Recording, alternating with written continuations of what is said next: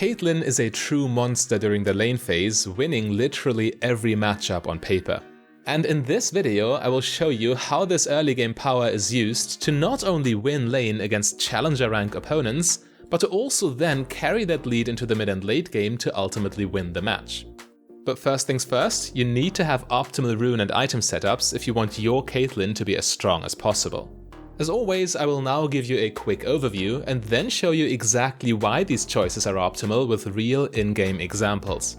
The most consistent rune page there is Lethal Tempo, Presence of Mind, Legend Bloodline and Cutdown with Absolute Focus and Gathering Storm secondary.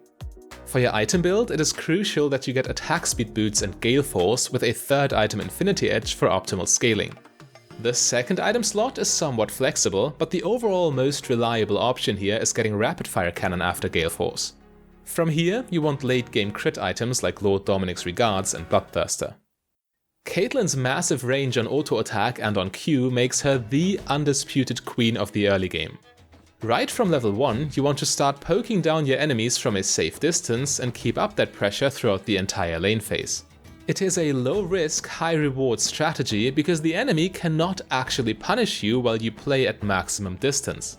Her range makes Caitlyn arguably the most self-sufficient AD carry in the entire game, allowing her to even hold lane and apply pressure in 1v2 situations. This is very important for solo queue because you never know how helpful your support will actually be.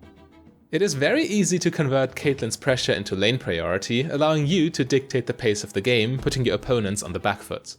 All of this also makes the game much easier to play for your support, so chances are they will find openings as well. Especially with Caitlyn's wave clear, you can easily pave the way for your allies' skill shots, and Caitlyn's follow-up in these situations is absolutely brutal. Landing a trap on a lockdown target is completely free, and the burst damage with Q and headshot cannot even be matched by cheesy enemy kill lanes. The most insane part is that these high damage crowd control follow-ups are still possible from outside the enemy's effective range. So even when stuff went wrong and you took some bad trades before, a low HP Caitlyn is still just as dangerous as a full HP Caitlyn. Your opponents never truly have room for error as long as you can stay in lane. Against tankier opponents though, your CC into trap combo might not be enough to kill them outright. But here's the first reason why challenger players like the Keystone Lethal Tempo so much on this champion. While comboing with Caitlyn's headshots, you already acquire Lethal Tempo stacks, which then sets you up to stack your Keystone to full. With that much combat power, you are still guaranteed to come out ahead when your initial burst damage combo cannot score a kill outright. For the most part, however, unloading a full WEQ headshot combo on a lockdown enemy will be too much for them to handle. But even here, Lethal Tempo acts as a crucial insurance. Depending on how many enemies are nearby, you have to be able to keep fighting with just your auto attacks, and Lethal Tempo allows you to do exactly that. The attack speed during the early game improves your kiting significantly, since you do not yet have many attack speed items. A stacked Lethal Tempo is just really broken, and the catch is usually stacking it in the first place. But for Caitlyn, that's not an issue due to the free stacks you get from your all-in combos. However, it would be inadequate to reduce Caitlyn's spells to just a WEQ combo, since especially her W and her E spell have tons of important applications. Caitlyn's traps, for example, are a highly versatile tool both offensively and defensively. When an enemy tries to approach you, you can just put a trap down where they want to go, so if they still follow through, they just walk into it. This completely stops their engage, and by the time they are allowed to move again, you will have racked up so much damage from range that the rest of the fight will get carried by your Lethal Tempo auto attacks. The same concept can be applied offensively as well, placing the trap slightly behind the enemy so they walk into it as they try to back off. Should they fail to dodge, this naturally translates into tons of free damage for you. Yet even if they do avoid stepping into the trap, you are still in a win-win situation, since the enemy is denied their shortest escape path anyway. Yes, you don't get the free headshots, but the extra time they have to spend to change their path is still additional time you get to auto-attack them for free. Of course, the traps are rather small, so the more precise your placement the better, but they get exponentially more dangerous in choke points. With Caitlyn's prio and wave clear, you frequently push the enemy under their tower, and near the tower, your traps can constrict the enemy's movement even more. These situations are so tough for the enemy to navigate, since they still have to try and farm at the same time, while simultaneously having to avoid your poke damage as much as possible. It is so easy for Caitlyn to rack up damage in these positions, ultimately leading to free plating gold, while the enemy most likely misses tons of CS under tower themselves. Even when you don't get kills, this pressure by itself causes Caitlyn to come out of lane phase with a significant advantage. In a more straightforward manner, Caitlyn's traps are also an amazing tool against spells with predictable movement. Some individual spells, like Zoe's ultimate for example, come with this property, allowing for a free trap follow-up. But most importantly, this also works against the ubiquitous summoner spell Teleports, and of course acts as a hard counter against the overpowered yet predictable effect of Zhonya's Hourglass. Traps also make teamfighting in the jungle a piece of cake for Caitlyn, since you can freely cast traps in between auto attacks without losing damage, making the fight a nightmare for the enemy to navigate. However, I will talk more in depth about teamfighting at the end of the video. Let's first have a closer look at how these challenger Caitlyns are using her E-spell. It is actually not just Caitlyn's attack range by itself, but it's her range in combination with E that makes her so oppressive. Because whenever the enemy thinks they see an opening to break into your zone, Caitlyn can always E backwards to safety while punishing with an additional Q and headshot at the same time. She is effectively the marksman equivalent of a control mage. We've already seen why the enemy cannot afford to play at max range. Caitlyn would simply poke them down over time and they end up losing. So the logical solution for the enemy would be to avoid Caitlyn's poke as much as possible and look for an opportunity to kill her in an all-in engage. But for as long as Caitlyn's E is available, it is effectively a get-out-of-jail-for-free card. You completely counter the enemy engage, and now they are overextended and you are in perfect position to punish them for it. And if that wasn't enough, with your scaling runes and items, this defensive disengage spell can turn into a one-shot kill in the late game. As important as this cooldown is for Caitlyn defensively, there are actually cases in which you can use E offensively as well. By casting it in the other direction, E effectively turns into a gap closer with which you can try to force an all-in fight yourself. But keep in mind that moves like this are generally speaking quite risky, as you won't have E's headshot damage in the fight now, and you have to be absolutely sure that you don't get randomly ganked as well.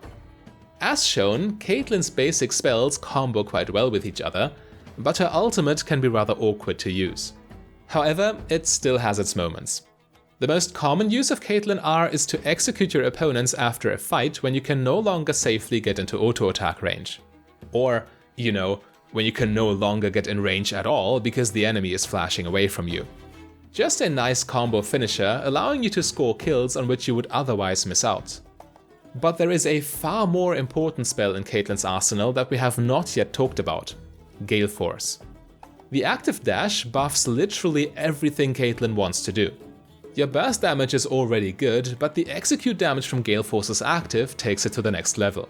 Your full combo is so deadly that you do not even have to play it clean anymore, and your opponent doesn't even have to be all that squishy to just die in one rotation when your teammate can set up your traps.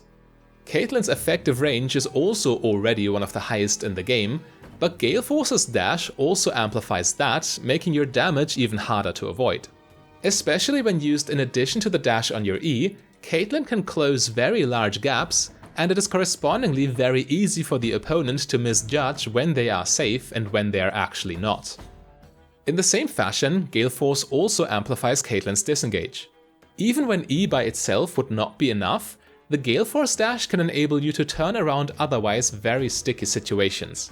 Especially in the mid and late game, catching the enemy AD carry is a crucial win condition for both teams, but E into Galeforce makes this borderline impossible for the enemy. And, of course, there are the outplays. Nothing better than baiting out an enemy's skill shot only to dodge it with a perfectly timed Galeforce activation. Definitely the most satisfying way to use this cooldown. Okay, but you want to win your games safe and consistent, so here we go. If you were to simply always save your E and your Galeforce for emergency situations, you will already win a lot more. The only true way you can lose a teamfight on Caitlyn is by getting caught before it starts, but Galeforce and E prevent that very consistently. Just by playing with the enemy's greed by itself, you will create tons of favorable situations for your team, winning a lot more games in the process. While Caitlyn's innate attributes and abilities carry the lane phase, it is the teamfighting stage where you get the real payoff for picking all these scaling runes and items. Just hold onto your E and your Galeforce as long as possible, because as long as you can auto-attack for free with lethal tempo, it will definitely be a good fight for you. The true reason challengers take this keystone is that it allows you to carry with auto-attacks while saving your spell cooldowns. It is crucial that you have your disengage spells at the ready, because they are always your plan B when something bad happens. The AD carry is the most important damage dealer in any teamfight, so the difference between you dying right away and you being able to stay in the back while auto-attacking for free is the difference between losing or winning the entire game. So auto-attacking a lot in teamfights is good, who would have thought, right? But you will get the best results if you can apply all the tactics you use to win lane during the late game as well. For example, you should still be looking for ways to follow up on your allies' crowd control with your traps and headshots. In late game fights, this is even more effective because now all of your teammates can focus down the trap target as well, and then the fight can snowball with numbers advantage. The same is true for Caitlyn's attack range. While allowing you to dominate the open space of the lane, your range advantage can get outright ridiculous later on when fighting in more constricted areas. Positioned safely behind a wall, no enemy can get to you while you can auto-attack over the wall being fully protected. And as long as the enemy cannot stop your consistent damage output, your massive crits will wear them down rather quickly. Caitlyn just loves fighting in the jungle because just like you can pressure enemies in lane by putting traps in the choke points near the tower, you can do the same in teamfights with smaller jungle paths. Enemies rely on getting on top of you in order to stop you, but Caitlyn's self-peel is truly something else. The fact that the individual traps are also quite hard to see in all that chaos certainly doesn't help the enemy either. To simplify it as much as possible, your #1 priority is to stop enemies from running you down. All the tools at Caitlyn's disposal help you with that, so all you need to do is not be greedy and hold on to your most important cooldowns until you really need them. Let the opponent's greed do the rest. If you like the idea of dominating the lane phase and win your games from there, you might also enjoy playing Draven. For a full Draven guide, click the link on your screen right there.